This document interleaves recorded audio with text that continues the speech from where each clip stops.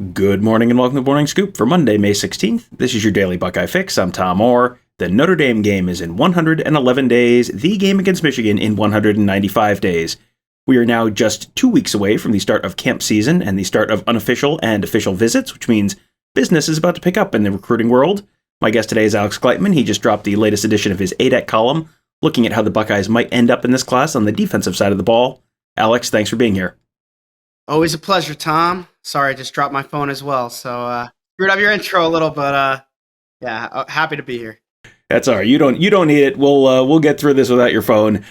Defensive line to me feels like a spot where there's like more names floating around right now, and then maybe even the normal, and just a whole lot of ways this class could finish up. I feel like we're normally a little further along in the process where we have a better sense for where that class is really going to end up.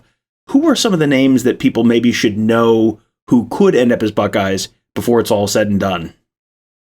Yeah, I mean, as you said, it really could go a number of ways. I know people are a little nervous right now because all they have is Will Smith, son of the late Will Smith, in the class. And, there's not really a ton of momentum on other targets. But I think when you look at who their targets, realistic targets are, I feel pretty good about the class that they're going to finish up with. I start with a guy who's currently listed as a linebacker on a lot of services, but I think he's going to move down and be a rush end at the next level. That's Arvell Reese out of Cleveland Glenville. I think it's kind of a when, not if, he's going to be a Buckeye at this point. And I think, he's one that I have in the class in ink right now. I think when you look at some of the other big names, I think Ohio State might be the leader for Mateo Ugalele, younger brother of DJ Ugalele out of Clemson. He's from California, and USC and Oregon are in the picture, but this might actually end up being an Ohio State-Alabama battle. I think, if as long as they're convinced that Larry Johnson is not retiring after this year, which I know other schools are going to throw at him, I think that's it's a real good possibility that he ends up in Columbus. There's a few other names: Tausili Akana, Damon Wilson, Desmond Umeozulu, that are on the board. I'm not, Tamarian Parker at end. I'm not so sure any of those guys end up in Columbus. I know in-state product out of St. Ed's, Michael Kilbane, out on the defensive end, former linebacker moving down to defensive end. He's an option as well. But I think between Arvell Reese and maybe Ugalele, I think that those are probably the two I would have as most likely at end. Will Smith, I have slotted as an interior guy, and I think they'll be looking to get at least one, if not two, with him. I think John Walker out of Florida, there's a real good shot there. Amari Washington, former teammate of Keon Gray's, now at Ohio State, current teammate of Dylan Raiola down in Arizona. He's a candidate. Jason Moore out of DeMatha, where they pulled Chase Young. It's Ohio State or Notre Dame for him. I think AJ Hoffler and Darren Reed, I could see either of them playing inside or outside as a strong side end or maybe a 3-tech. Those two guys out of Georgia. For Hoffler, it's going to be Ohio State or Clemson. I think as long as Ohio State puts the full court press on him, I think that they could get him. And Darren Reed, I think Ohio State leads for, and I think he's a taker today. So he's a guy I would watch closely. So I feel really good about, there's a few others, but I feel really good about Ohio State finishing with a class that involves some combination of Smith, Reese, and then maybe two or three, probably like Ugalele, maybe Walker, Washington, Moore, Hoffler, Reed. Like, I think out of that group of like 4 or 5 guys, they maybe get a couple of them. So I think that this class will end up really good, and I feel strong about how Larry Johnson's going to finish. Yeah, it's so funny that it's perpetually every year we have the same conversation about, well, teams are wondering if Larry Johnson's going to retire, and they just turned over the entire defensive coaching staff except for Larry Johnson. So, he will. I mean, I will make a personal guarantee he won't coach forever. He will not coach until the heat death of the universe. But it seems like we've been hearing for 5 years that, oh boy, is Larry Johnson going to retire this year? And it hasn't happened yet. So, yeah, we'll have to keep an eye on that one. One spot where they did turn over an assistant coach over the offseason was the linebackers coaching position. Al Washington now at Notre Dame. So, that's a spot where as soon as I say 2023 linebacker recruiting, anyone who has listened to more than 2 episodes of the show in their life is now saying the name Tackett Curtis out loud. And he is obviously right at the top of the list for them right now. But, how many guys do you really see them taking at linebacker this cycle And I guess who else is in that conversation for those spots? Yeah, well, they're only going to play two linebackers on the field at a time. I'd say 99% of the time in the Jim Knowles defense. So I do agree they probably need like an infuse of talent at that position. I mean, they went out and they got Chip Trainum in the transfer portal. They obviously brought in C.J. Hicks, brought in Gabe Powers. You have Sonny Styles, who I think will end up as a linebacker. So one could argue that they've already retooled that room pretty good, and I like where Cody Simon and Tommy Eichenberg can end up with Jim Knowles as their position coach and in this system.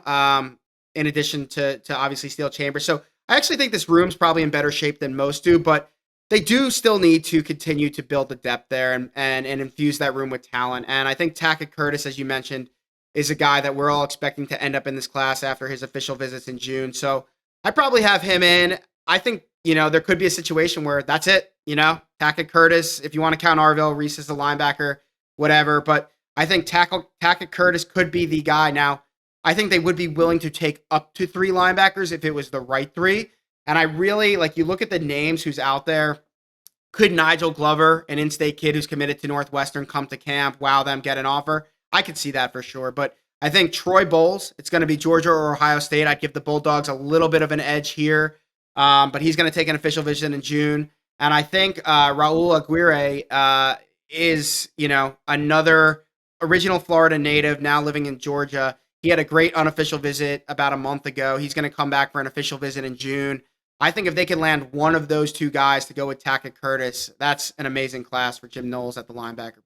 So we're talking about, maybe two linebackers in this class, maybe three on the absolute outside. They already have three defensive backs in the class, Dijon Johnson, Malik Hartford, Cedric Hawkins, but they could still be taking a bunch more guys. This is a spot where they could end up really the opposite of linebackers. Instead of a smaller than usual group, it could be a much bigger than sort of expected class. I guess, why is that, number one? And then who else do you think, in addition to those three guys who are already in, could end up in the class before guys start signing in December? Yeah, well, as you said, kind of inverse the linebacker. They're going to be playing more defensive backs regularly in the system. There's going to be three safeties on the field and two cornerbacks. It's basically a 4-2-5 defense, right? And then when you talk about obvious passing downs and going to, I guess at that point, dime package, where you maybe have one linebacker on the field and you're going to have six defensive backs. I mean, you're going to need a lot of defensive backs. And right now, I would say they feel really good about their top four cornerbacks. Denzel Burke, Cam Brown, Jordan Hancock, and J.K. Johnson. After that, a lot of question marks. And Cam Brown could be off to the NFL after this year. I think he will be.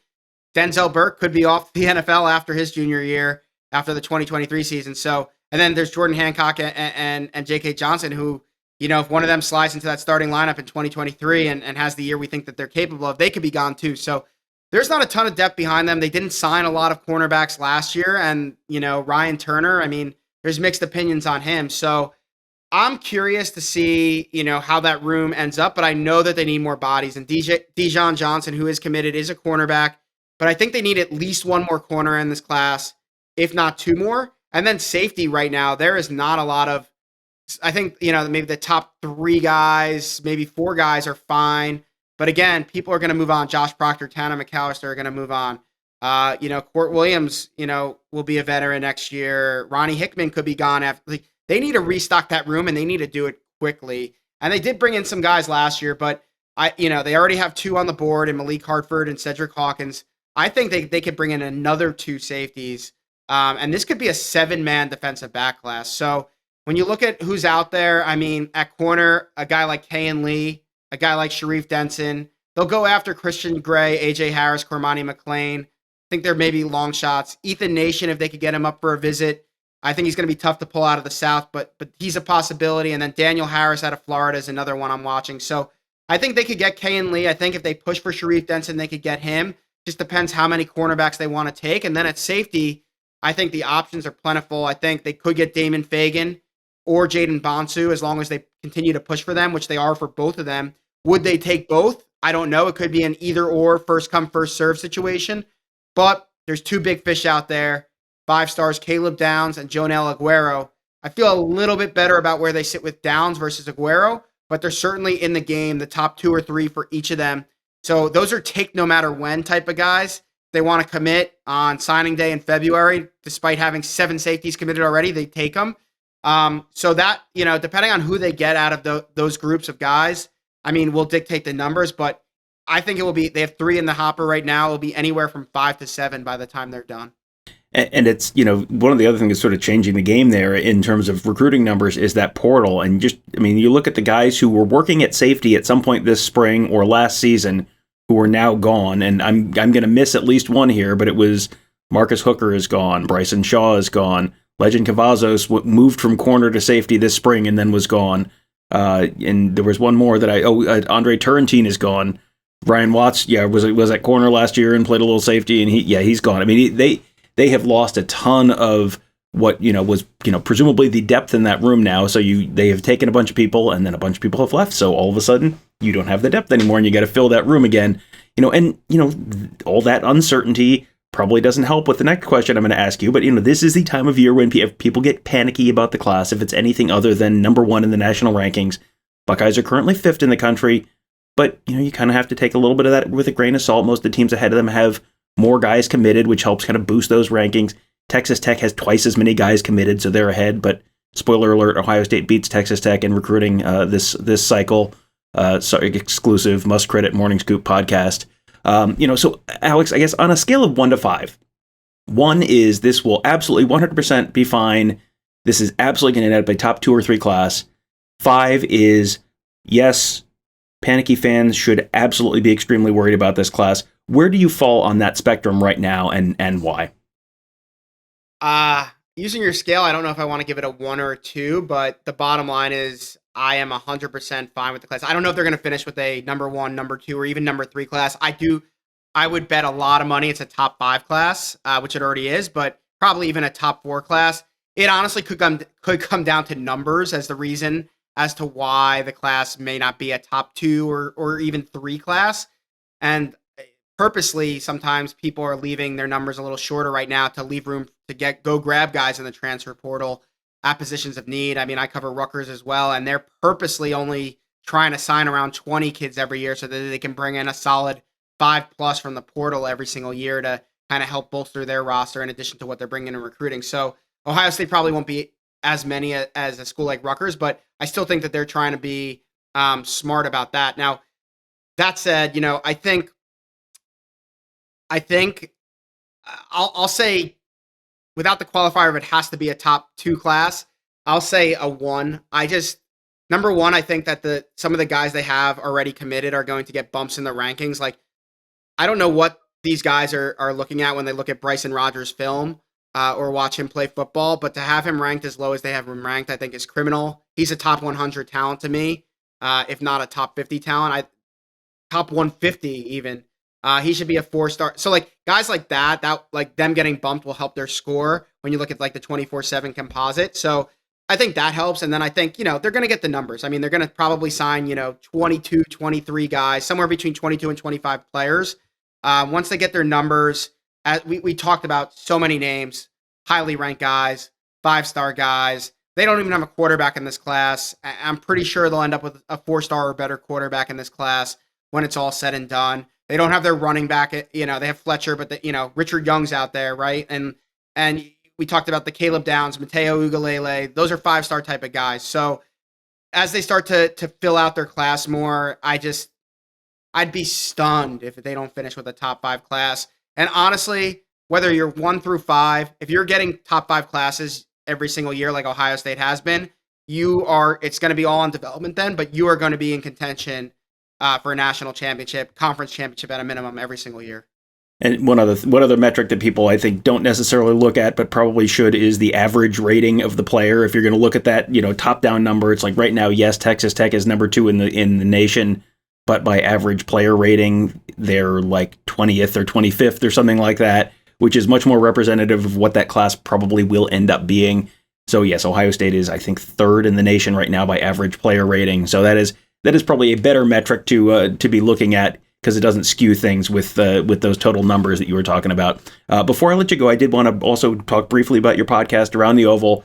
You just did an episode on Dylan Raiola earlier this week, but right before that, you had a great conversation with one of the newest Buckeyes, place kicker Parker Lewis. It was one of the most watched videos in the history of our YouTube channel. He is a really interesting guy. What made Parker Lewis want to be a Buckeye?